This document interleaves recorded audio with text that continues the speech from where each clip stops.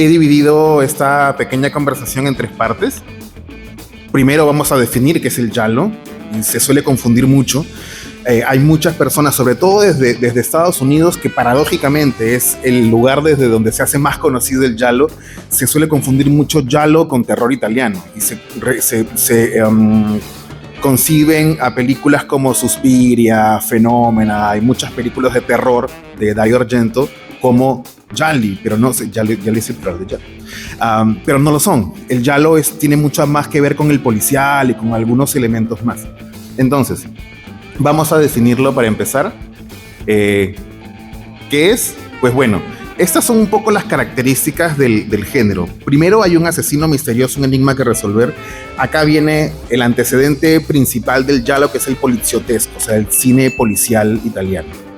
Y luego hay una presencia muy gráfica de la violencia, pero una violencia estética. De hecho, Dario Argento, que es uno de los mayores representantes del género, decía que esos crímenes deberían ser al mismo tiempo bellos. Se busca un placer estético en la violencia, en el crimen y sobre todo en los escenarios. Y una de las características principales de ese género es la fetichización del crimen, ¿no? Aquí hay algunas teorías bastante complicadas porque el giallo, recordemos que es una fotografía de una década en Italia, ¿no? Desde los 70 a los 80, al 82, que empieza y termina con dos películas de Dario Argento. De hecho, empieza con El uccello della piume di cristallo, que es la primera película de Argento, y termina con Tenebre, que es una película que ya va mucho más allá, que es del 82, pero aún se sigue haciendo giallo en Italia. De hecho, hay películas muy interesantes hasta ahora.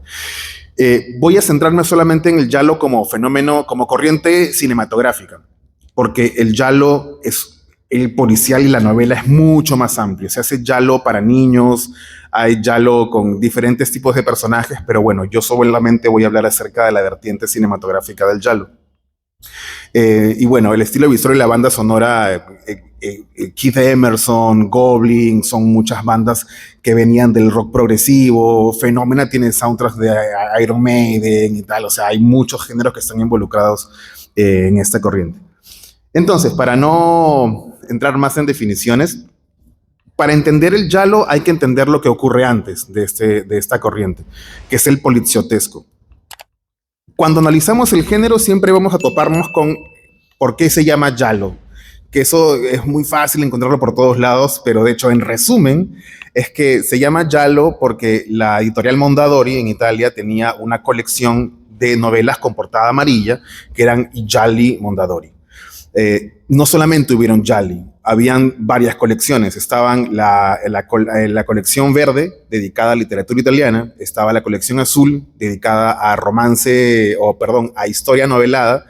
El giallo, que es dedicado a autores extranjeros, norteamericanos o ingleses, que hacían policial.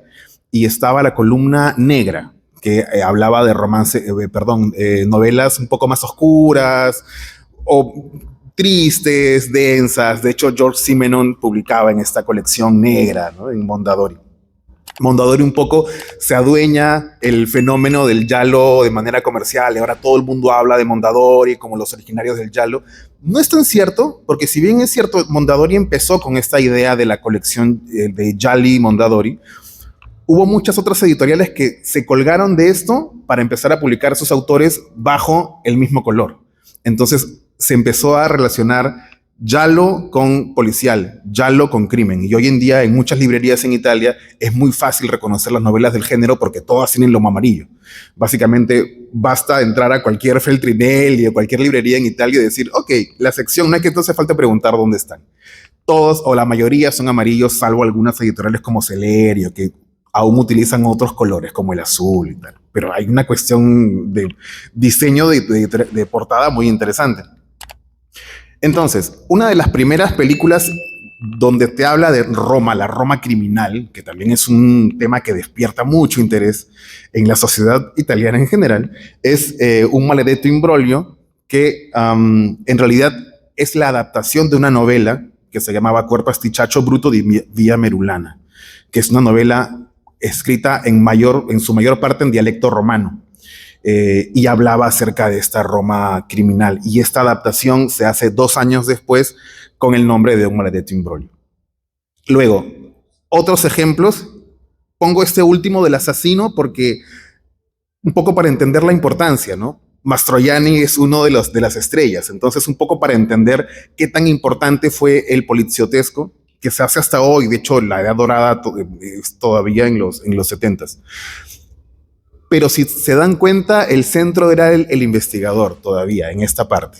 Todavía nos centrábamos mucho en quién llevaba el caso, quién resolvía el crimen, y había subtramas románticas, como vemos esta cara de un Mastroianni súper enamorado, encandilado con este personaje. Bueno, además Elio Petri es un director pues bastante reconocido, ¿no? Y es buenísimo además. Pero el padre del giallo, cuando él ya, quien inventa las características del giallo actual, o bueno, del giallo en su época dorada, es Mario Bava. Mario Bava tiene películas como Black Sabbath, por ejemplo, ¿no? Black Sabbath, los que han escuchado la banda se llama Black Sabbath por la película de Bava. Y tiene estas dos películas que son consideradas como el inicio de todo. La ragazza que sapeva troppo, o La chica que sabía mucho, es una película en blanco y negro todavía, es decir, hay una temática propia del giallo, pero todavía no estaban los colores ni el sonido. Cuando él funda realmente el giallo es con Sei donne per l'assassina, que en inglés se llamó Blood on Black Lace. En esta película sí hay una iluminación expresionista, surreal, hay momentos que son oníricos, muy interesantes. Y aquí el protagonista pasa a ser el asesino, ya no el investigador. Entonces hay una romantización del crimen, un asesino enmascarado, guantes, armas blancas, hay un discurso bastante patriarcal también. Por eso hablar de giallo no es tan sencillo. Por eso digo que el giallo es una fotografía de una década compleja en Italia. Si empezamos a rastrear los orígenes del giallo, vamos a llegar a la República Social Italiana, ¿no? O sea, la República fascista de Mussolini entre el 43 y 45, donde él decía, en Italia no hay crímenes, el asesino no puede ser italiano. Era una de las leyes de la publicación en Italia. No pueden haber asesinos en Italia porque el fascismo es perfecto. Y el crimen es estás exponiendo el hecho de que en nuestra sociedad pueden haber asesinos y yo no quiero eso. Entonces habían leyes. Esto es una venganza toda esa época, ¿no? Como diciendo, oye, por favor, estamos en una sociedad donde hay muchísimo crimen e históricamente hubo mucho crimen. Entonces Bava funda esto. Uno de los fans de... bueno, algunas otras cosas que no vamos a entrar en detalles, pero Hitchcock fue una figura muy importante en la construcción del giallo. Eso es muy conocido. Y además el criminal film, que son los crimi, conocidos como crimi, el cine criminal alemán. Bien hipster, ¿no? Me pongo con esta. Pero bueno, son películas muy buenas. Perdón por lo friki. La mayoría son adaptaciones de novelas de Edgar Wallace, ¿no? Todavía hay una mirada un poco extranjerizante en ese sentido. Y llegamos a la edad dorada del género. Si quieres empezar a ver giallo, pues bueno, este es el momento, la edad en la que tendrías que empezar a buscar. Si quieres buscar los antecedentes, pues bien, pero esta es como que la parte más conocida. Voy a hablar de películas primero. Torso es una película técnicamente, es una apreciación muy personal, pero técnicamente perfecta. El manejo de la tensión es brutal y tiene mucha relación con el slasher. Es un grupo de adolescentes, de chicas que están en una villa y están solas y está este criminal que tú no sabes quién es, que empieza a asesinar una a una, ¿no? Obviamente hay un discurso, hay una pulsión erótica muy fuerte, porque muchas veces el asesino tiene un móvil sexual en el giallo, muchas veces. Y por eso es que vuelvo a decir que es un género complejo de analizar desde lo contemporáneo. Sergio Martino es un director que tiene otras películas interesantísimas, como Lo strano vizio de la señora Ward, que es una película que habla acerca de la infidelidad y de esta como un poco el rol femenino. En esta película yo creo que Martino explora bastante la figura de la mujer. Tutti colori del buio, o All the Colors of the Dark, perdón, es uno de los gialli más psicodélicos que existen. Es como si le pusieras 2 gotas de ácido al bebé de Rosemary, básicamente. Porque habla acerca de esto, hay muchas imágenes muy fuertes, y es este personaje femenino que se ve arrastrado por esta secta, pero esta secta tiene como rituales de índole sexual muy fuerte.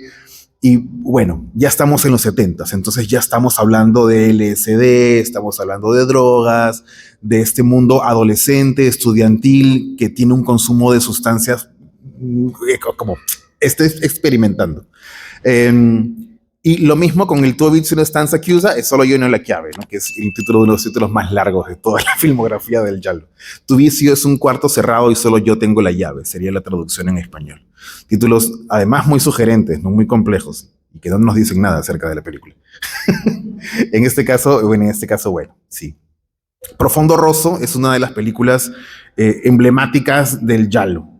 Eh, Esta película fue grabada en Torino, de hecho, en Piazza CLN, que es una de las plazas centrales de la ciudad. Esta película transcurre ahí. El soundtrack es de Keith Emerson, de Emerson, Lake and Palmer. Entonces te vas a encontrar con una banda sonora increíble.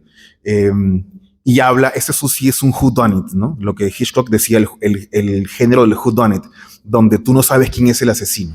Y un poco el juego del espectador es descubrir cuál de los sospechosos está matando a la gente. Eh,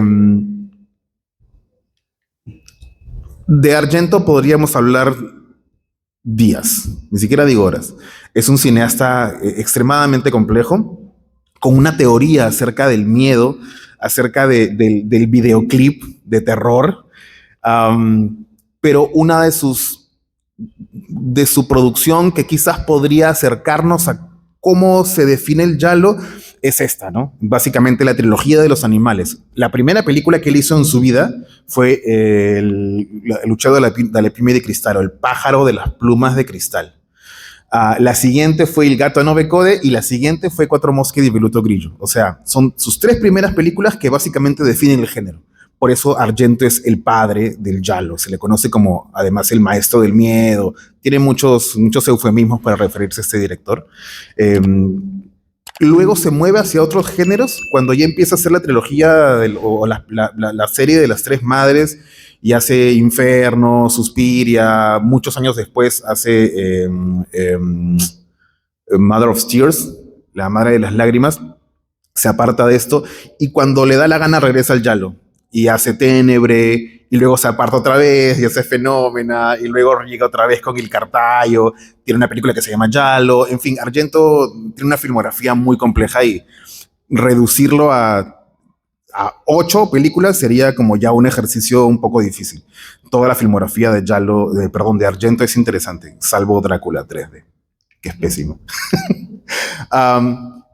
Y tenemos una película de un outsider del giallo, un cineasta que los que nos gusta el cine gore identificamos muy bien, que es Lucio Fulci, un cineasta muy polémico, con una madera muy dura de trabajar, tenía muchos enemigos que al mismo tiempo lo admiraban, era un tipo complicado para trabajar.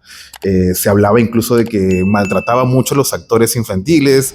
Cuando él identificaba a una diva de la actuación, se encargaba de humillarla o de humillarlo si era un divo, para decirle, aquí el director soy yo. Era un tipo brutal en su modo de dirigir y no se consideraba un cineasta, un cinearte, ¿no?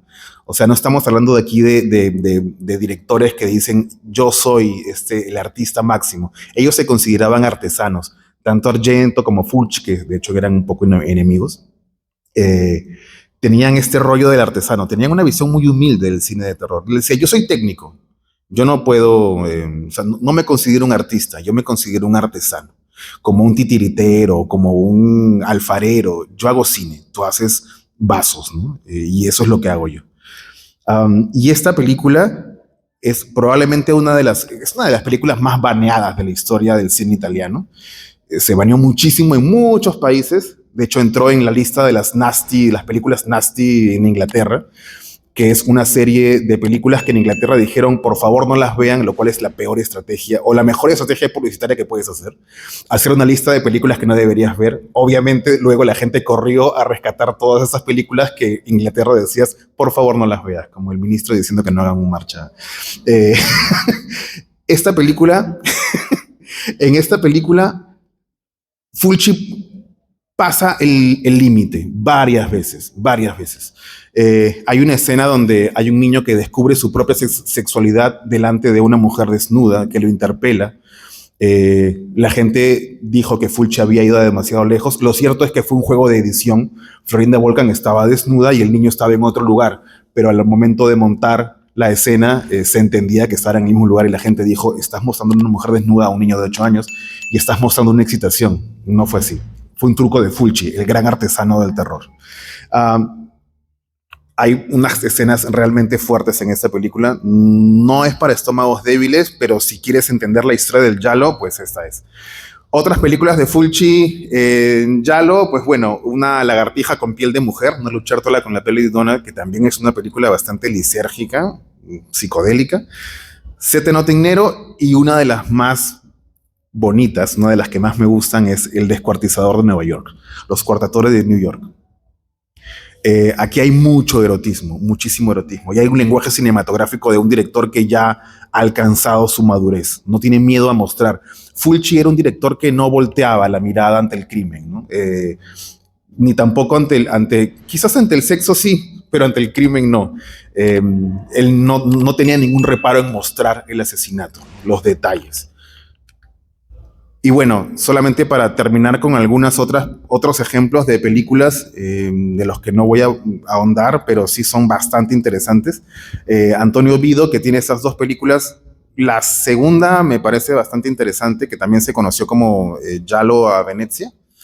Aldo Lado, que sobre todo la segunda película, la recomiendo muchísimo, que son películas que no son muy accesibles, lamentablemente, ¿no? Pero son películas bastante buenas.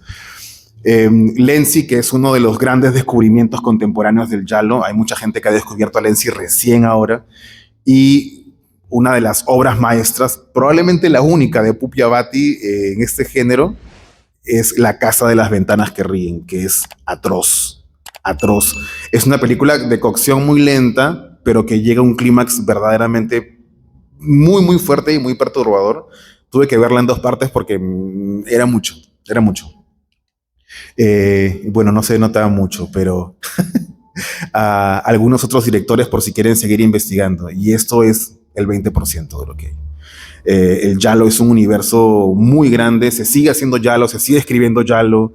El giallo es un género que está vivo aún. Sin embargo, hay mucha gente que dice que murió en el 82 con Ténebre. Aún se hacen cosas muy buenas en este género, hay que rastrear nada más. Una de las desventajas es que no hay acceso, pues, ¿no? Y no se subtitulan muchas de ellas, y menos aún se doblan, pero un poco ahí está el trabajo de los que queremos difundir el género y comenzar a hablar acerca de estas películas, porque son películas que de verdad pueden cambiar la manera de entender el cine. Y respecto a eso, bueno, solamente quería comentar que voy a empezar un pequeño conversatorio chiquito, un cineclub con taller, donde vamos a hablar acerca de estas películas. La idea es ver películas y comentarlas. Entonces, si quieren, pueden escribirme al Instagram para preguntar cómo va a ser. Empieza el 14 y vamos a hablar acerca de varias películas de este género. Y eso, perdón, he dado demasiada información. Si quieren que les pase el PPT, me escriben también, de verdad. Porque tienen que tener esta info, no se preocupen. Muchas gracias.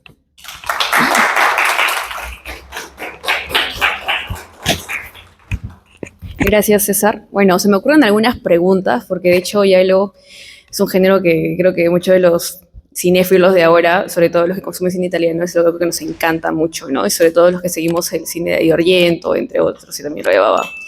Tengo algunas consultas antes de darle voz al público. Y bueno, una de ellas es, digamos, en líneas generales, ¿no? La primera es sobre el tema del rol protagónico de las mujeres, ¿no? Que podrían ser como víctimas, algunas tienen ya un rol un poco más empoderado, y quería saber tu perspectiva sobre todas las películas que has hablado, digamos, qué es lo que tú consideras a partir del contexto, ¿no? Y si, digamos, en el tipo de diálogo que se trabaja ahora, porque evidentemente hay gente que sigue interesada en el tema, como tú comentas, escribiendo sobre este tipo de cine, haciendo ese tipo de cine, si ha cambiado esa perspectiva a partir del contexto en el que vivimos, ¿no? La segunda pregunta que se me ocurre es, por ejemplo, en el tema de los que consumen ese cine, básicamente los espectadores, ¿no? ¿Qué tipo de elementos aún se mantienen? Y no solamente me refiero al tipo de rol protagónico de las mujeres en general, sino me refiero a otros elementos, ¿no? El tipo de la estructura del cine, ¿no? La narrativa, cómo comienza, cuál vendría a ser el punto, digamos, clímax, ¿no? Dentro de la película, que se siga manteniendo hasta ahora dentro de este tipo de cine. Y por último, si el contexto social que estamos viviendo, ¿no? Si el diálogo que se trabaja, ¿no? No me refiero netamente en Italia, porque tú sabes que hay gente que no necesariamente consume cine italiano y lo replica en Italia, sino que también pues lo contextualiza a su propio espacio, ¿no? Al propio país, ¿no? De hecho, hay gente de Perú, como nosotros, que también consumimos esto, ¿no? Vemos. Entonces te quería preguntar qué tipo de contexto ves en algunas películas si hay un cambio, ¿no? No trabajar mucho lo foráneo, sino trabajar un poco el contexto en el que vivimos también, ¿no? Y nada, esas son algunas preguntas que se me ocurren. Gracias, Ale, por esas preguntas. De hecho, acerca del rol de la mujer, es un tema que hay que tocarlo con mucho cuidado en el giallo. La mujer empieza como una víctima, ¿no? Y empieza como además como una víctima que tiene mucho de erótico. Muchos crímenes suceden en la cama, en la ducha, en espacios donde el director se puede crear este halo de sensualidad para luego vulnerar esos cuerpos. Entonces, inicialmente es así. En Baba, por ejemplo, ¿no? En esa película yo creo que sí es bastante complicada en ese aspecto. Pero cuando llega Argento, empieza a innovar y dice, bueno, ¿por qué no hacer que una madre, no voy a decir en qué película es, pero ¿por qué no hacer que una madre sea la asesina, protegiendo a su hijo? Y él empieza a innovar. Y hay un rol muy interesante, de hecho, en esta película de Fulci, en Non si servizi un paperino, no tortures un patito. Es extraño el título, pero es Don't Torture a Duckling. Y es una película donde el patito tiene un rol que suena gracioso hasta que lo ves y dices, uff, te fuiste, Fulci. Donde está Florinda Volcan, la actriz, que es una mujer que está convencida de que ella ha matado a unos niños, porque esta película transcurre en el sur, la parte más supersticiosa de Italia. Y ella está convencida de que ella es la asesina porque ha hecho un ritual vudú para matar a esos niños. Y la policía le dice, no, no eres tú la asesina. Y le dice, sí, yo los he matado. El criminal ha sido otro, pero quien ha ordenado ese crimen ha sido yo con el vudú. Entonces ella va a la comisaría y dice, arréstenme, ¿no? Ahí hay otras cosas que luego pasan, pero bueno, en fin. El rol de la mujer se ha empezado a reinventar muchísimo. Y en algún momento ya en otras películas como La Dama Rosa mata 7 veces, por ejemplo, que no está en la lista, pero ya ella es la asesina. Entonces ya hay como un cambio y este empoderamiento femenino también incluye, yo te puedo destruir, así como tú antes me destruías, yo también puedo abusar de tu cuerpo y puedo usarlo para el placer. Así que ese cambio es súper, súper interesante. Y acerca un poco de la evolución del género como tal, pues bueno, al ser un género tan explorado, hay mucha oferta, hay muchos Giallisti, es el escritor de giallo. Entonces el género ha mutado un montón y ahora hay, por ejemplo, gialli sin crimen, solamente con un intento de asesinato. Hay gialli donde la víctima es un animal, ya no es un ser humano, matan al perro del protagonista. Y toda la investigación gira alrededor del perro. Hay una novela que se llama Las huellas de un oso, creo, donde la víctima es un oso y hay que rastrear al asesino del oso. El giallo también se deriva un poco del fallo del sistema de justicia. Entonces los investigadores son personas que quieren investigar por su cuenta porque la policía no hace nada. Y ahí es el contacto un poco con nuestra sociedad. Los héroes del giallo surgen cuando el sistema de justicia empieza a fallar. En Estados Unidos, en el noir, el detective era como la estrella hasta que llega el detective privado, que no es parte del sistema judicial y es quien se ve envuelto en la resolución. Entonces, en el giallo empieza a pasar eso también. Hay protagonistas fantásticos, ¿no? Fantásticos, sobre todo ahora. Hay escritores muy buenos. Lucarelli, Sherbanenko, Camilleri, que están haciendo cosas realmente alucinantes con el giallo. Y bueno, la sociedad actual tiene un montón de cosas.